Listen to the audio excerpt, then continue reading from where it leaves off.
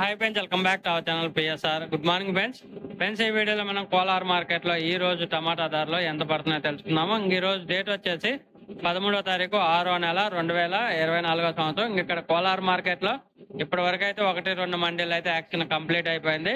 ఇప్పటి వరకు జరిగిన ప్రకారం నాటుకాయలు ఎంత రేట్లు పడుతుందో తెలుసుకున్నాము. కోలార్ మార్కెట్ లో 15 కేజీల బాక్సులు ఉంటాయి. ఈ తార్ రకం క్వాలిటీ 200 రూపాయల నుంచి 450 రూపాయల దాకా కొనసాగుతుంది.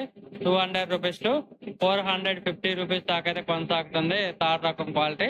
అలాగే సెకండ్ రకం క్వాలిటీ వచ్చేసి 450 రూపాయల నుంచి 670 రూపాయల వరకు అయితే కొనసాగుతుంది.